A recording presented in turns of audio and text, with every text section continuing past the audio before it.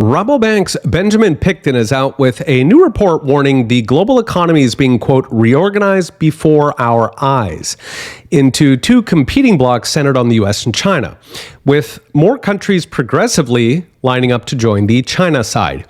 He cites an April speech by Christine Lagarde, the head of the European Central Bank, who warned that, quote, we are witnessing the fragmentation of the global economy driven by China, where she noted that historically, these kinds of divisions have led to higher inflation, shrinking economies, and falling trade.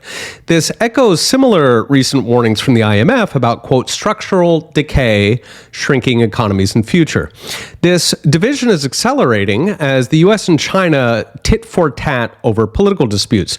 Recently, China limited the export of raw materials for semiconductors to the U.S., while the U.S. is likely to retaliate with restrictions on providing cloud computing services, which are a critical element of AI. So what is driving countries to China? Larry Summers captured it recently, saying that an African diplomat told him that when China comes, they bring a checkbook. When the U.S. comes, they bring a lecture. So China's longstanding approach to third countries in Africa, Latin America, or Asia has been to encourage them to get rich so that they can buy Chinese exports, but otherwise not to interfere in their domestic policies. They indeed bring big checkbooks, building free airports or railroads in return for being able to buy and build natural resources like oil or copper.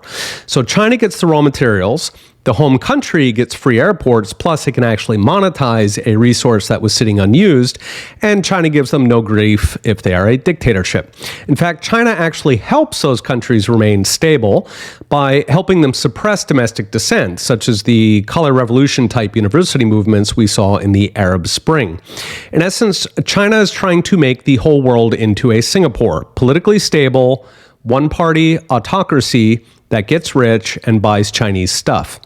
In contrast, the U.S. uses foreign policy now as a tool for domestic activists, pushing everything from union policy to LGBT rights, including in places like Libya or Afghanistan, where they should know better, and now extending to longtime allies like Uganda or Japan also being pressured on LGBT.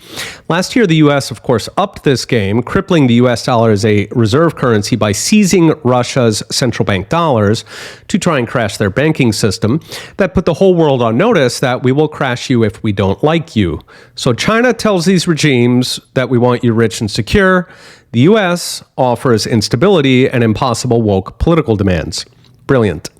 So what is next? A recent paper from Cornell and Boston College calculated that organizing the world into protectionist Warsaw Pact-style blocks mildly boosts the dollar in the short term. It locks one side in, but sets in motion a steady deterioration that makes the dollar's ultimate loss of dominance, quote, far more likely.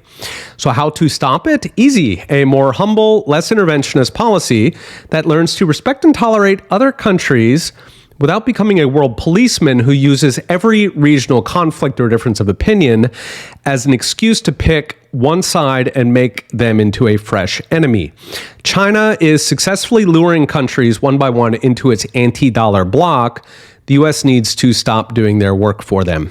Okay, we'll be watching. See you next time.